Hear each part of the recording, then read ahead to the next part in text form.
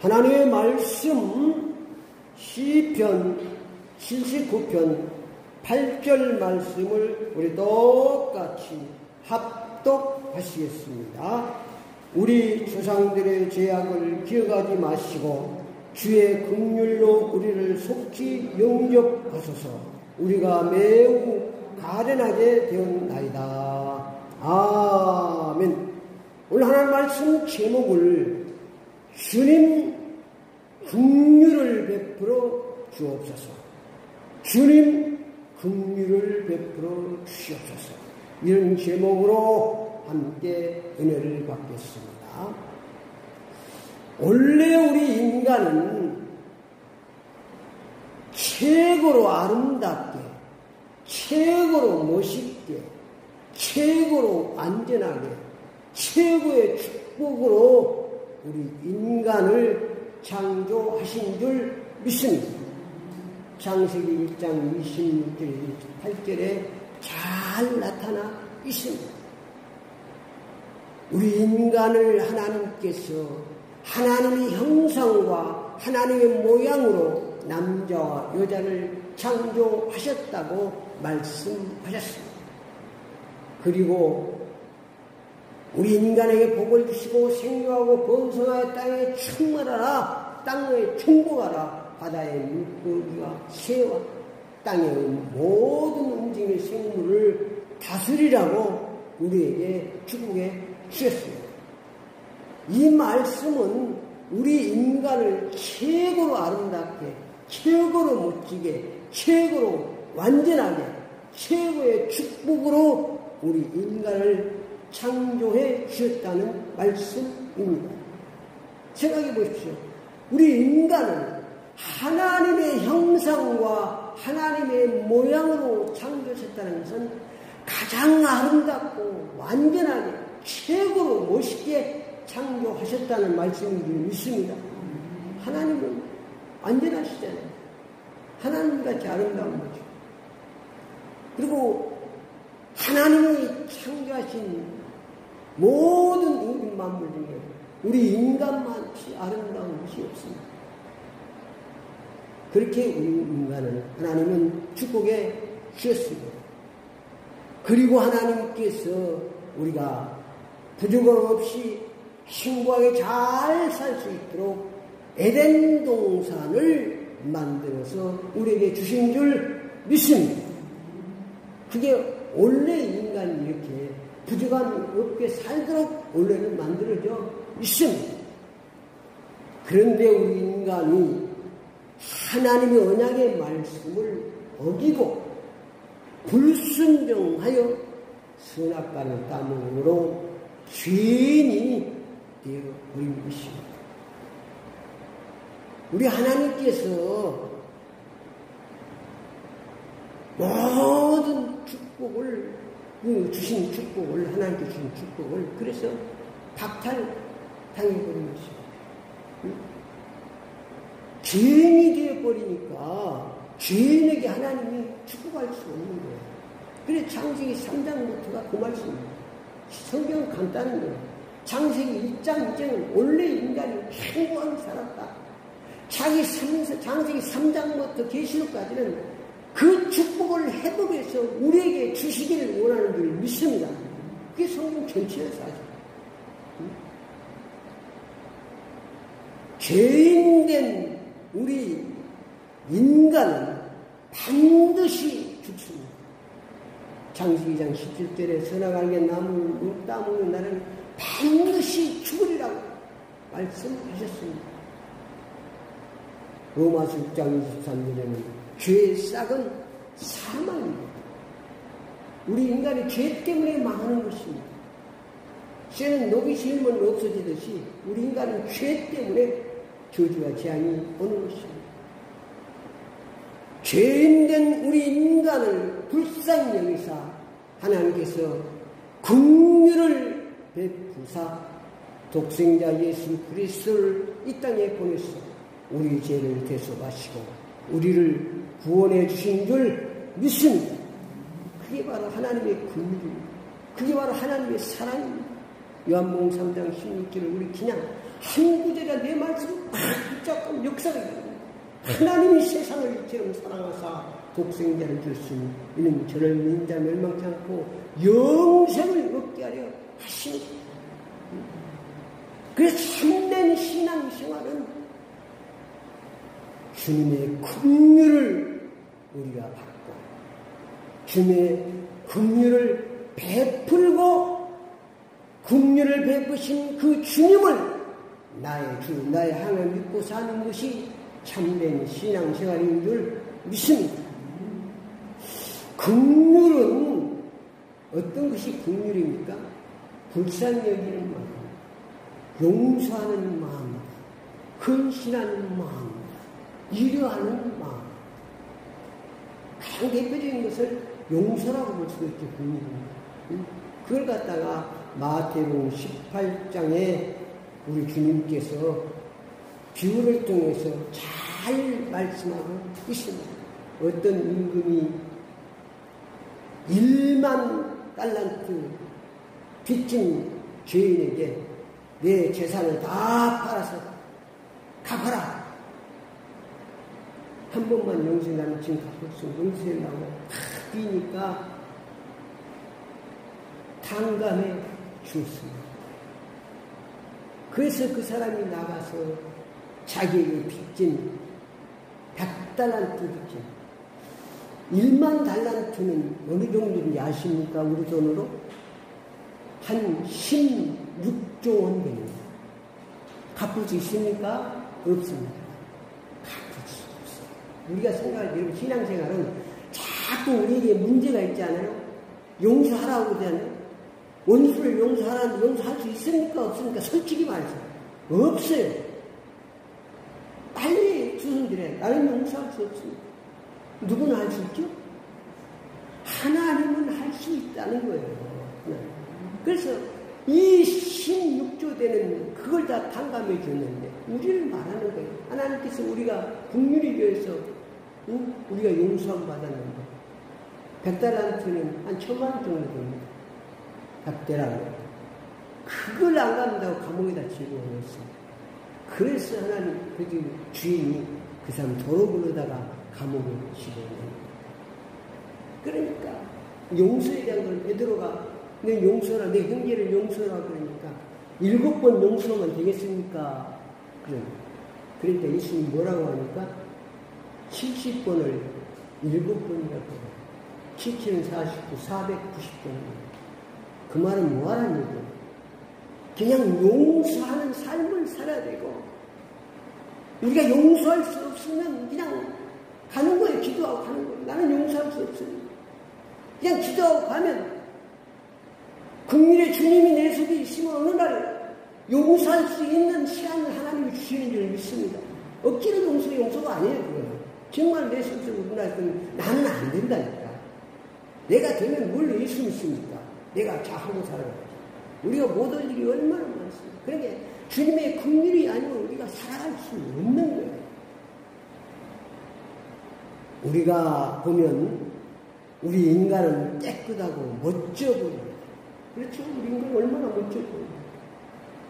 그런데 하나님께서는 우리 인간을 어떻게 보실까요? 물론 창세기 1장, 2장은 너무 인간은 멋있었어요. 아름다웠어요. 하나님이 감탄을 했으니까. 우주 만물을 창조하신 하나님께서 심히 좋았더라고 말씀하셨어요. 그러나 창세기 3장 이후에 인간의 모습은 창세기 6장 5절에 하나님께서 말씀하셨습니다. 사람이 죄악이 이 세상에 가득한 마음에 생각하는 모든 계획이 항상 악하다고 말씀하셨습니다. 아니지만 예레미야 17장 9절 말씀에는 만물보다 거짓되고 심히 부패한 것이 마음이라고 말씀했습니다. 사람이라는 거죠. 우리 인간에 대한 하나님의 진단은 죄악 덩어리입니다. 부패 덩어리입니다. 재앙 덩어리입니다. 그러므로 우리는 주님의 긍휼이 없으면 살 수가 없는 존재입니다. 계속적으로 우리는 주님의 국률 속에 살아가고 있는, 내가 지금 살아있는 것도 주님의 국률하시는 사랑 때문에, 주님의 국률이 부살펴 주시기 때문에, 그래서 우리는 주님의 국률을 받고 주님의 국률을 베풀고 또 주님의 국률을 계속적으로 받고 살아야 됩니다. 주님께서 국률을 베풀으시지 않으면, 주님의 국률이 없으면 어떤 삶이 되는가를 시편 79장에 잘 말씀하고 있습니다. 1절 말씀에 보니까 하나님이여 이방 나라들이 주의 기업에 땅에 들어와서 주의 성전을 더럽히고 예루살렘을 돌무더기가 되게 하나입니다. 돌밭이 되도록 돌무더기가 되도록 돌로 맞아 죽는 거나 똑같은 거죠. 이방 사람들이 이렇게 우리가 돌무더기가 된다. 2절 3절 말씀에 보니까 시체를 새밥되게 만들고 짐승의 밥을 들고 피를 비참의 기쁘게 만든다고 말하고 있습니다. 그들이 주의 종들의 시체를 공중의 새에게 밥으로 주의 성도들을 육체를 땅에 짐승에 주며 그들의 피를 예루살렘 사방에 물같이 했으나 그들을 매장하지 자가 없더라. 4절 말씀에 보니까 우리는 우리 이웃에게 비방거리가 되고 우리를 에워싼 자에게 조소와 조롱거리가 되었나이다. 여호와여 어느 때까지 영원히 노하시니까 죄 질투가 불붙듯 하시니까. 그러니까 우리가 주님의 국률이 아니면 살아갈 수가 없는 거예요. 물론 주님의 국률로 우리가 구원받았습니다. 그러나 주님의 국률로 우리가 살아야 되고 국률의 그 주님을 내가 주님을 믿고 국률의 삶을 살아야 우리가 이런 어려움에서 주님의 국률로 우리가 해방받고 평안한 삶을 살 수 있습니다. 그러므로 우리는 주님의 국률을 갖고 살아야 됩니다. 주님의 국률은 단회적이 아니에요. 우리는 계속적으로 면역하고 우리는 계속적으로 죄악의 삶을 살기 때문에 어쩔 수 없습니다. 내 속에 그런 죄악 덩어리가 있기 때문에 예수 믿는다 해서 그 죄악이 없어지는 게 아니에요. 내 속에 그대로. 그럴 때 늘 주님의 국률을 우리가 구해야 됩니다. 그래서 주님의 국률을 우리에게 속히 그 국률을 베푸는 늘 기대해야 돼요. 주님 국률이 주시옵소서. 주의 국률이 베풀어 주시고 내가 주님의 국률을 받고 국률을 베푸는 그런 삶을 사는 것입니다. 그게 바로 참된 신앙생활인 것입니다. 시편 79편 8절 시기에 보니까 국률을 베풀어 주시기를 우리가 간절히 기대해야 됩니다. 간절히 우리가 기대해야 됩니다. 우리 조상들의 죄악을 기억하지 마시고 주의 국률을 우리를 속히 영접하소서. 우리가 매우 가련하게 되었나이다. 우리의 구원의 하나님이여 주의 이름을 영광스러운 행사를 위하여 우리를 도우시며 주의 이름을 증거하며 우리를 위하여 건지시며 우리 죄를 사하여 주소서. 그래서 늘 우리가 주님께 기도해야 되는 것입니다. 국리를 베풀어 주시옵소서.